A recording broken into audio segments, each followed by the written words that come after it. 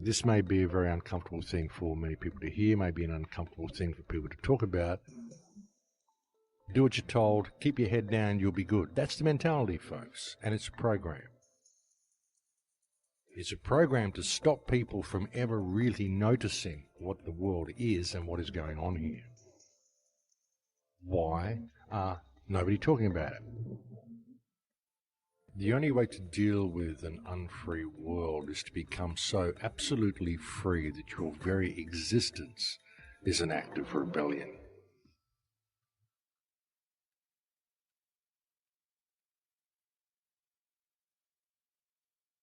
Too many people, want to see the positive in things and want this reality that they're focused on to unfold, and this bright future and this golden age and everything they're talking about, but they're simply not being realistic in looking at what the earth is doing, what the human race is doing, and what mechanisms we have for survival through the upheavals that are coming. There's always some particular rogue government that needs to be overthrown. There's always some people suffering somewhere. There's always starvation. There's always these financial crises and economic crisis, and housing crisis and social crisis, and all the things that they throw at us. All stuff to keep us worried, keep us looking here and looking there, and never really looking around us. Never really looking at what we are in relation to the earth, what it means to be human. We're all sent to these indoctrination camps that are disguised as schools and educated in what to think, not how to think, but what to think.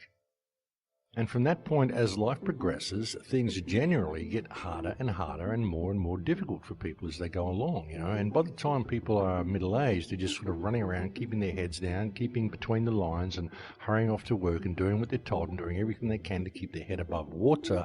Don't disturb me. Don't tell me what's going on around me. Don't tell me what the politicians are doing. I don't want to hear about the corruption. I've got this little thing that works for me. I can get through my life this way. Just leave me alone so I can have my television at the end of the day and my coffee in the morning, and I'm good.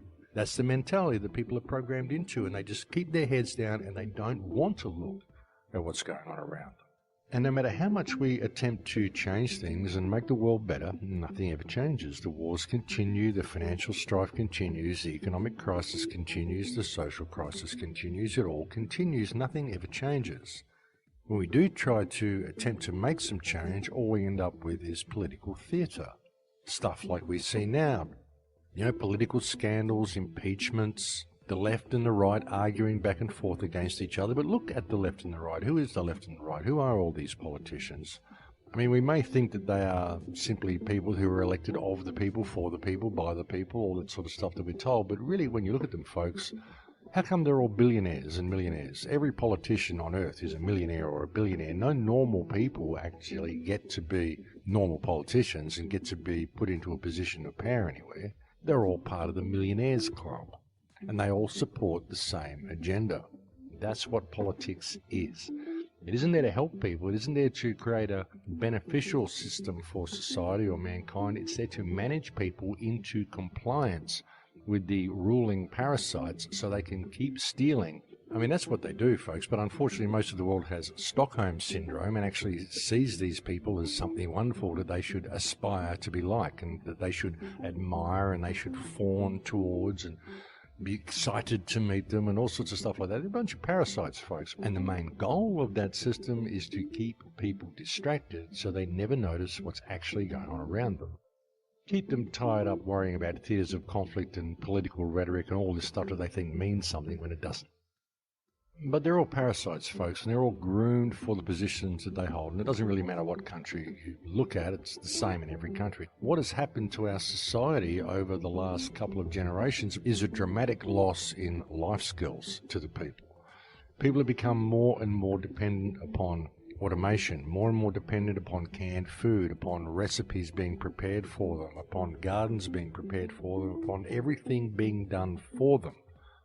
Very, very few people know how to actually survive in the real world. Very few people know how to plant a seed, plant a garden. People don't know how to hunt, they don't know how to trap, they don't know how to fish. A lot of people don't even know how to set up a tent, how to create shelter for themselves if they would be trapped in the forest. You might think, well, why would people need such skills? We have all these cities now, we have everything automated, we have GPSs, we have mobile phones. We don't need all of that old stuff. It's all so passé. We're beyond that now. But are we really beyond that, or has this been done by design? Because when you get a population that is bereft of life skills, if that population suffers any type of disaster or cataclysm or world-changing event, then how do the people survive? How do they get through? Who do they look to for leadership if they're not able to lead themselves? Especially if the leaders aren't able to lead either. I mean, they might be able to lead on paper. They might be able to lead if they're a politician, but how do they lead an expedition or a hunting party or a party to construct shelter or forage for food or any of the stuff they may need to do should there be some type of cataclysm or some type of disaster? Should there be some type of world-changing event such as a extended ice age due to a grand solar minimum? How do the people survive such an event if suddenly the power goes out and they don't have their GPSs, they don't have their cell phones, they don't have any access to their houses or anything like that because it's all digital locks and the power's off? How do people make it through this type of a situation? Because the real problem is that should such a situation arise, the people will instantly expect the government to be there to save them. But why would they expect that? Because the government isn't this all-powerful thing. The government is simply a bunch of people, the same as them. And what if that's not what the role of government is? Not really. What if government was simply there to distract you and keep you contained and keep you under control? And you just thought the government was there to protect you. And how much of it is simply a distraction, keeping us from looking at what is going on behind the scenes? How much of it is keeping us worried about what this system is doing rather than realizing that the system is fiction, the system is non-existent, and the system is as fragile as everything else, as fragile as life. And soon the system is not going to matter at all, because in an environment such as a frozen ice age environment, I mean, who cares about the system? It's not going to be about any type of smart grid. It's going to be about what you can do and what knowledge you have to make it through a very, very harsh environment as a fragile human being.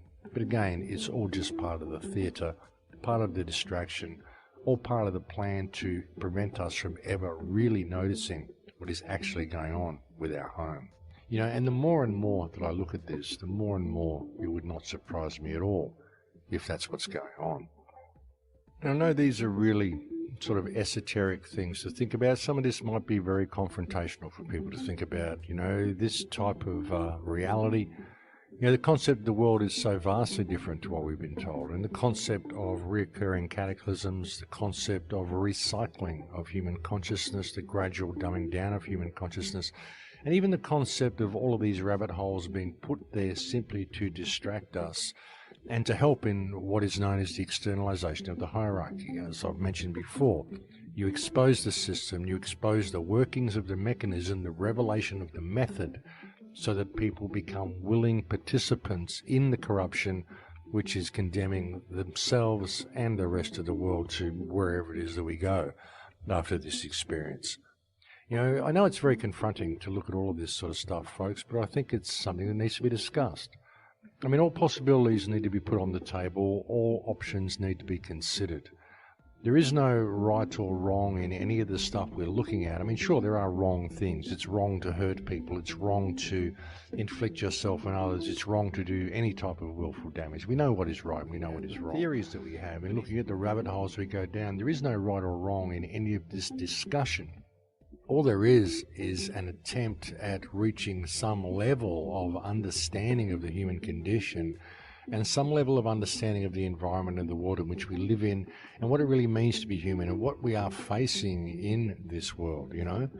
I mean, if this is real, if these recycling cataclysms happen, if these reoccurring situations do happen, if there are civilizations beneath civilizations beneath civilizations and new ones built on top all the time, and there are people taken to underground bases and the earth is repopulated after each of these cycles, if all of this stuff is going on, the question is why?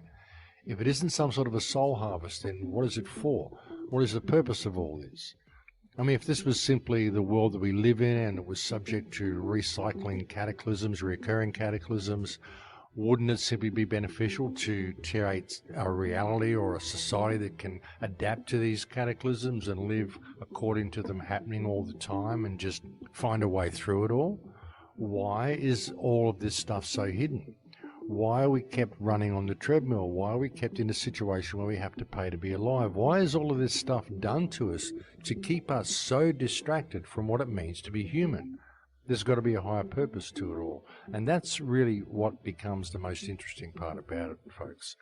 Now, that's what really starts to reaffirm a lot of this in your mind when you start looking at it as well, because we all go through life and we think, well, and there's got to be something more to all this. Why? Why is everything the way it is? Why am I here? What's it all about? You start looking at all this and factoring all this in as a possibility, and everything actually begins to make a little bit of sense. So really, when you look at that, it comes back to you, the individual. What your moral compass is and what your emotional state is through all this. How much of this are you prepared to really look at? How much of this are you prepared to consider? How much of what you do in your life is about finding your own path through it and finding out what it means to be you, what you really are and who you really are? And how much of it is about distraction? How much of it is about running around between the lines, trying to keep your head above water, simply so that you don't notice what's going on? And how many of the things you are actually doing in your life are actually important? How many of them are important to being a good human being, to raising your children in the right way, to being a good parent, a good brother, a good sister, a good friend? You might think, well, everything I'm doing is regarding that because I'm working to earn a good living and all this sort of stuff. But, take out the fact that you have to pay to be alive. Remove that factor. If you didn't have to pay to be alive, how many things are you doing which are beneficial to actually some sort of a valid contribution of the human experience? How much of them are beneficial and how much of them are really about finding yourself and being the best of all you can be in a real human environment? You find not much of it is, folks. Most of it is all revolved around the economic system. And the economic system is not anything that supports humankind. The economic system is a system which is designed to enslave mankind and to turn most of the world into a rubbish tip in order to keep the economic model going. So that's not any way to judge what it means to be a good person. And the question is, how much of your life is about finding what it means to be human and about understanding this realm that we live in? And how much of it is put there to simply keep you looking in the other direction? These are very sobering questions for people to ask, and I think they're very life-changing questions for people to ask. I think if enough people could be encouraged to ask these questions, perhaps we would create a better future.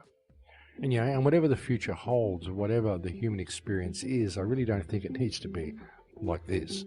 I really think we could do far better if we could simply wake up to ourselves. What is important is understanding ourselves and understanding what's going on here. And I guess the first point towards that is understanding that those who are running this place certainly do not have our best interests at heart and have certainly not been giving us the right information for us to ever be able to understand this reality at all. That's a given. That's a given. And when you really do begin to understand the depths of the lie that we're facing, well, it becomes pretty apparent why it's necessary for people to put all these belief systems down. It doesn't matter what you believe is going on here, folks. The fact is that you don't know, because none of us do, because none of us have ever been privy to the real information. What we do know is that what we're told simply is not true. And again, that's a given.